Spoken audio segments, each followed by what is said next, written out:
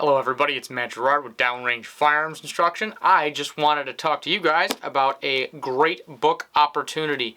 This here's for my professional snipers out there or anybody interested in the sniper community, long range shooting, all of that good stuff. Alright, this is a great book and a great resource, especially for my police snipers out there that really need to get creative about how they go about deployment. INCONUS training for sniper warfare or sniper tactics, especially in the law enforcement side. Though there are lots of basic and various versions of enhanced schools and some specialty schools, there is not a ton out there, at least in the Midwest in particular. So a lot of the times we have to do our own research and our own hunting for good information. So I make it a point to pick up books whenever the opportunity presents itself, especially about sniper warfare and sniper tactics. Things that may primarily be utilized in the military standpoint are still sometimes useful in the civilian world, depending on the application, depending on the circumstances, or at least to a limited degree. Alright, so particularly I wanted to talk about this great book, Fry the Brain by John West. It's an awesome, fantastic novel. Covers a ton of information about sniper warfare through history in the military side, tactics side, historical side, terrorism side, etc. Specifically, some of the things that they kind of touch on and talk about, which are super interesting. They talk about urban sniper fundamentals, things that you want to be thinking about. They talk about the psychology behind snipers, what it takes to think like a sniper, act like a sniper, etc. They talk a great deal about the tools, the firearms that are utilized, the ammunition selection that goes into it, the gear and equipment that supports snipers and goes from point A to point B. There's a whole segment just talking about guerrilla sniper tactics and what is required to utilize to use those skills.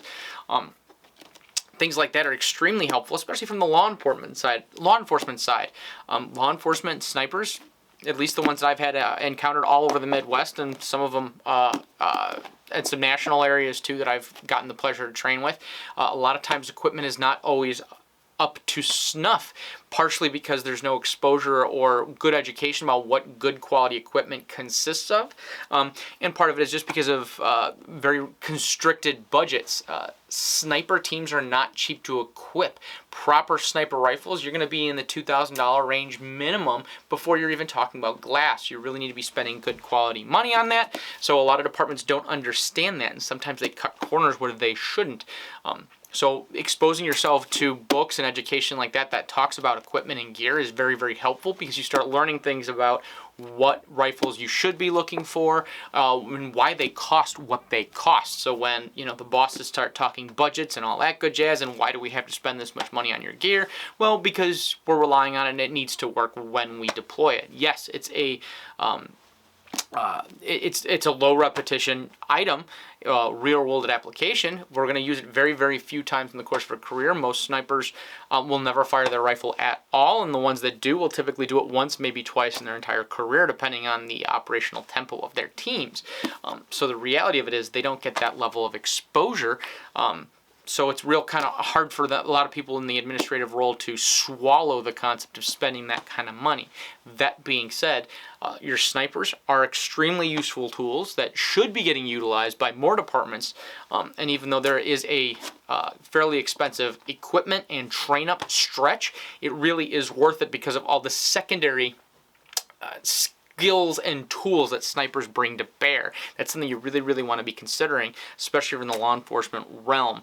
And for a lot of the law enforcement realm, myself included in this one, for a lot of years, I supplied my own equipment. I got my own rifle, my own optics, got it approved through the department, and just kind of used it that way because I knew the budget wasn't in a place to be able to equip multiple snipers. We could equip my partner and me subpar, or we could equip him properly and I equip myself properly, and that's the route we chose to go. So things like this will expose you to that if you've never been and you don't know what to do and who to talk to. Adding to your reading library will help. Fry the Brain has a bunch of good examples in there as well. So the other stuff it talks about in this book that's definitely worth consideration, a lot of the history of sniper warfare, snipers in the military throughout history. A ton of things are talked about. They talk about Stalingrad and Russia during World War II was huge. The IRA campaign. My law enforcement snipers in particular, anybody in the urban environment, if you aren't reading about the IRA campaign and how they used sniping in that, you really need to be, because that has some incredible things when it comes to tactics and skills and tools that I really feel have some real world application to the law enforcement side, which sounds funky coming from the IRA standpoint, but they did things on limited budgets with serious restrictions that is actually real commonplace in the law enforcement field, and it's worth consideration. They touch a lot on the Palestine-Israeli conflict, the Sarajevo conflict, Chechnya. There's a huge section on the Baghdad sniper Juba and all the things that go along with that, and the lore and some of the facts and all the information in regards to it. And again, there's pieces of this that you can utilize, whether it's law enforcement, military, or just your own personal knowledge.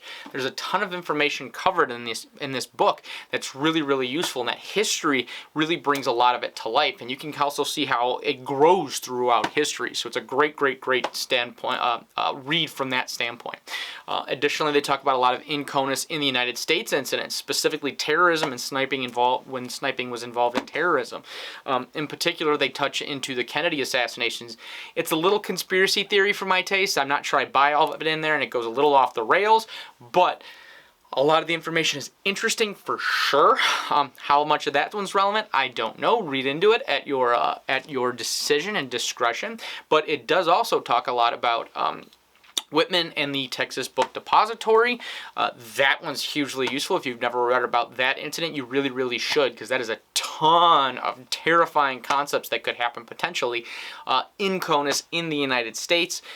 If somebody really wanted to go crazy, it's not all about the AR-15s and mass shootings and close quarters and all that stuff. A lot of times, you know, it doesn't take that. It takes one person with the ability to reach out and shoot longer distances is infinitely more dangerous than a lot of these people in these closer environments.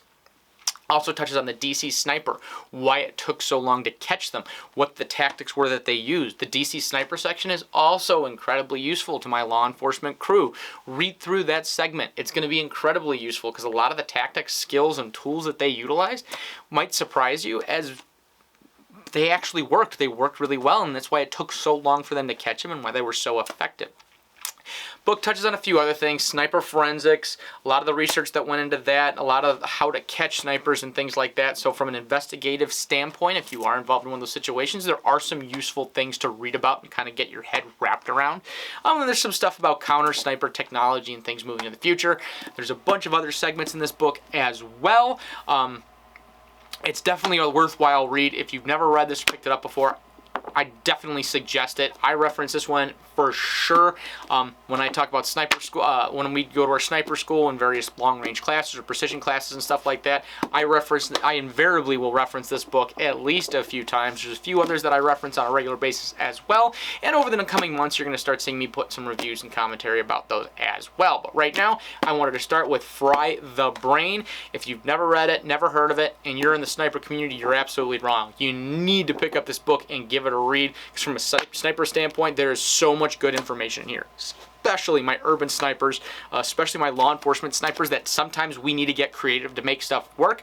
And if you've ever talked to a police department, multi-agency police department, SWAT team, sniper crew, they're going to tell you that it's all about creativity, what you can beg, borrow, and steal.